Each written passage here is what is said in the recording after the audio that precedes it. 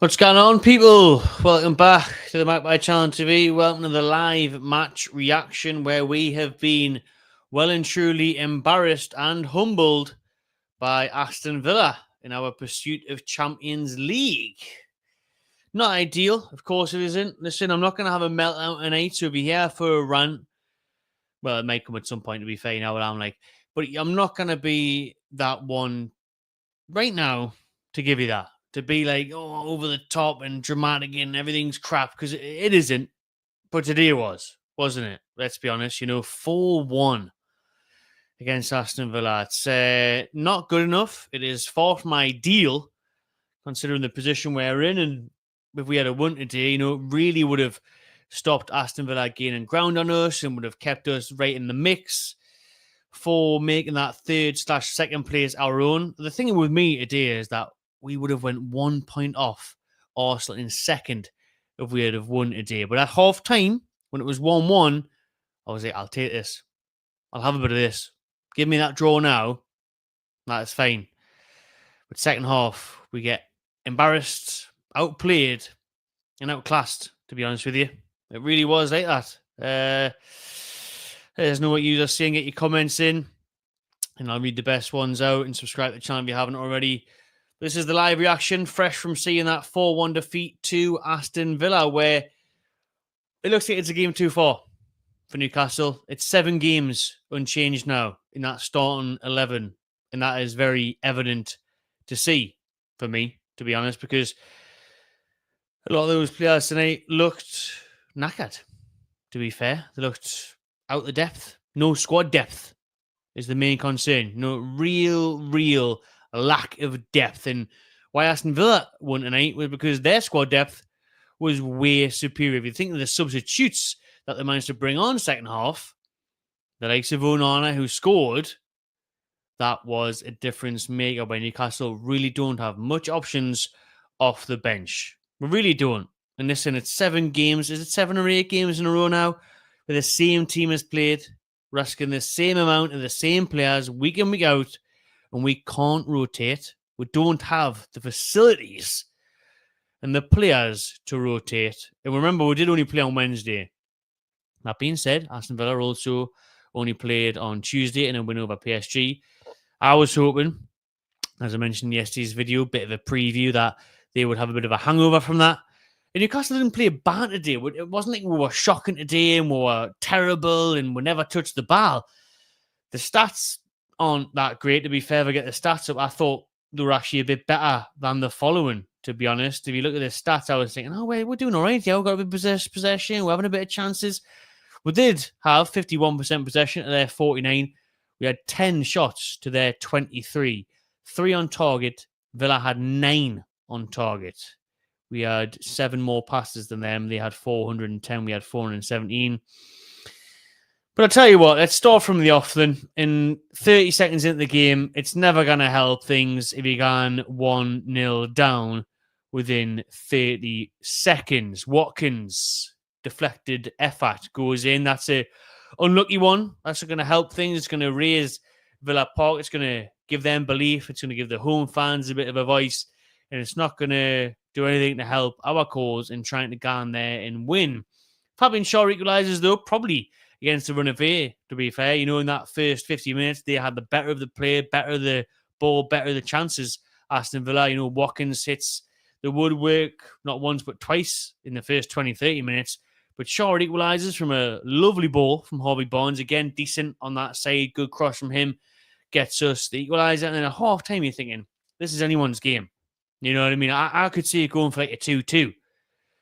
But my God, the defending for the Maatsen goal on the 64th minute, that defending is crap. And we are knackered by the looks of it. I mean, Trippier's on the bloody halfway line. And he's well out of position. Maatsen's there. It's too easy. It goes past Pope too well. And, it's not like Pope had a really bad game today. I thought he pulled off some pivotal, important saves. But Maatsen puts that in and you just think, that was too easy, that. Show me that replay again. You think, my God, that's simple. It didn't take much for Villa to take the lead 2-1, and then it's just a succession of quick goals conceded, because on 64 we conceded to Maatsen. 73 minutes, it just sums up the game, really. It sums up a bit of bad luck early doors with the Watkins deflection, the Dan Burn own goal as well, where it bounces off him, and there's no he can do really with that. So before you know it, you're 3-1 down, and you're staring down the barrel of an away defeat. And then just to make matters worse, one of their subs, Onana, on the 75th minute, just 2 minutes later, from going 3-1 down, you're 4-1 down, and you're out of it. And it's just like, my days, just please end this game. Just end it before it gets any worse. Because at that point, we're switched off, we're out of it, we're embarrassed, we just want to go on him, to be fair. And, 4-1 looks terrible on paper. We are battered in that sense of the scoreline. In terms of play on the pitch, I don't think it was that bad. I thought we had moments. I thought, the crossing wasn't quite as accurate today. The final third decision wasn't quite there from us. The odd time we just blasted it over by Tonali or Bruno, and we're not making the most of it. But again, Villa are deserved winners. We're lost to the better team. We have to just move on. Villa have got Man City midweek, and Newcastle got Ipswich next weekend. So all eyes on that, to be fair. We've got to look towards Ipswich, got to look towards being back at St. James's Park and make sure we do return to winning ways in that one. Because we do still remain in third. Like I said in the start of the video, it's a bit of a bummer that we didn't close the gap and put pressure on Arsenal tomorrow against Ipswich and make sure we're 1 point behind them. But we're still in third. We're 1 point above Man City. Man City obviously got 2 late goals in their game today away to Everton. So we're 1 point above them, and we are 2 points above Forest. But if Forest win on, is it Monday night they play Spurs? Yes, it is. Away to Spurs, Forest on Monday night, then we will drop down the table. So it is so tight in that Champions League race, and that's what makes this a bit harder to take in a sense, or a bit more annoying, is the fact that Villa are now only 2 points behind us. That's how close it is. We're in third on 59 points. Villa are in sixth on just 57 points, and Chelsea 7th on 54 with a game in hand. So it's so close there between the Champions League places. We do know we are guaranteed Europa Conference League with the Carabao Cup win. But easy actually Gordon's, your Bruno's, us would obviously prefer, and the club need Champions League football for the finances as well. So it's really tight there. The games against Ipswich and stuff are the ones you need to be winning. We've still got some decent fixtures to finish the season on.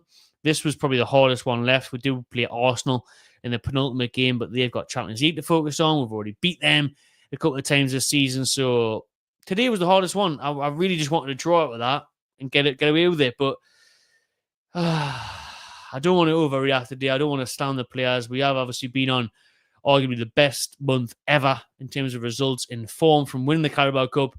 We've went 6-7 matches unbeaten. We've scored 17 goals. We've conceded a couple. And then today, it's fell down. And it's a stretch too far. Listen, the lack of rotation, the lack of squad depth is there to see, and that must be addressed this summer. And it is a huge worry and concern. But today just got away from us. Listen, a 5-10 minute bad spell in the second half sees us annihilated, really, and sees us embarrassed. But I don't feel like it was that bad, and it could have changed 1-1 at half time, 4-1 at full time. It's bad, it's dreadful, it's, embarrassing, but I feel it's a bit harsh. And I don't want to go too heavy on these players with the recent results in the form of being on. I just feel like it highlights the problem that we have going into the summer where the bench isn't good enough. The backups aren't good enough. The midfield three, one of the best in the league for me. The front three, Gordon comes on, does now. And it's just the Shaw scores, but again, you question the defence and timing at times, and Trippier, you just think it's a bit much to ask these 30-plus players to play 2 games a week for several weeks. Big up to Tom Nielsen for the super chat. Thank you very much, mate. He says, I think a big part of the difference today was Martinez. His passing bypassed us so many times. I love Pope, but when we have to replace him, imagine if we had a goalkeeper who could pass like Martinez. It's a fair and valid point from Tim. Nick Pope was erratic during the week, giving away a penalty. I still don't think it was a penalty, but he's got that in his locker where he's just stupid in his decision-making. And we all know his distribution isn't very good. And I agree with Tom there with Martinez that his is one of the best in the world, to be fair. He won the World Cup with Argentina. He's done all right with Aston Villa, hasn't he? been at Arsenal before, and he knows how to play out from the back and make things happen. Nick Pope, on the other hand, does not. So I agree with Tom there, and goalkeeper is a priority position for the Mags this upcoming transfer window in the summer. And it's looking ever so likely that James Trafford will be the one to come in the summer window. Aye, so listen, it's not a good day at the office for Newcastle. I feel for the fans that travelled down to Birmingham. I was originally meant to be down there, but things changed last minute and bit of a ball ache, really, so I didn't. And those fans that have got to come back tomorrow because there's no trains back tonight, fair play to them. And 4-1 it's not a good look, is it, really? Not a good look at all. But there has been a bit of a sensationalist overreaction, I believe, on social media. Obviously, we always put out on our channels, full-time thoughts. A lot of people there overreacting, saying, shambolic, embarrassing, disgraceful. I don't want to go that far because of how well we've done lately. And again, I think it goes back to the several games being unchanged in the starting lineup where we don't have the depth to even make one or two changes. Never mind the 3 or 4 that's probably required. The likes of Villa have been able to do that. And again, Tyndall's stepping up to the plate like he has done lately. But no Eddie Howe, who's still in hospital, we believe, unless something's came out post-match about that. Still hoping he gets out there soon and get a speedy recovery. These things play a part. Do you know what I mean? No Eddie Howe and Unai Emery's there being able to make better subs than us. It kind of sums up where we are as a club. Villa have got they've definitely got better bench than us. I still believe we've got a better starting 11, but they've definitely got a better bench than us and had a better January chance to win than us as well, being able to sign Asensio and Rashford and stuff. But never mind. On to some comments now then. John says, Sandro, top class as usual. Bruno and Big Joey looked effed straight away. Why didn't we rotate? Well, who are we going to rotate, John? There's anyone good enough? Who can bring on Willock? Longstaff? Ha! See you later, son. Nightmare. Total garbage today, says Devin Green. Shout out Adam, who's a member. Says evening to you, mate. Perspective from John. If we turn up and beat Ipswich and City, beat Villa at home, we go 5 points above them. Good perspective there. Osula left on the bench again, says Adrian, not happy about that. Dobby says we desperately need squad depth. Poor lads are knackered. Well said. That's what I've been saying throughout the whole video. They're all knackered, and who can blame them? Who can blame them at this point? Basically, top 5 confirmed is Man City, Chelsea, Dustin, Aston Villa, Forest, Newcastle, and the Doug fight, says Zane. At least we have a week off now, says Henry. Well, that's it. Obviously, Ipswich at home next week. Might go and I think we're going to batter them, but Ipswich have showed fight even at the end. They've showed spirit. They got a draw at Stamford Bridge last week, so I wouldn't write off Ipswich too soon. And they've got threats in Delap and what's the young Chelsea kid called? I forgot his name. Whatever it is, he's a decent player, So I wouldn't just guarantee us 3 points too quickly. Well said from Ollie Rhythm there. Literally just teared knee need for a meltdown. He was hungry after the Champions League exit. Well said. Well said there. I agree with that completely.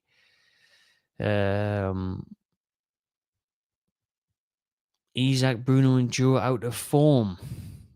I'd say that was harsh. I mean, Isak did miss a lot of chances against Palace. He probably should have a hat-trick, but he did get his goal in the end. And Joe Litton's his usual self. Bit of a battering ram, bit of energy.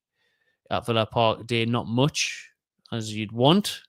And Bruno has also been good lately. But again, today, you're right. And people have been saying it, Bruno did nothing, Nobody did anything. To be fair, I think Sandro was the only one that looked like he had an ounce of energy, a bit of fuel in that Ferrari. You know what I mean?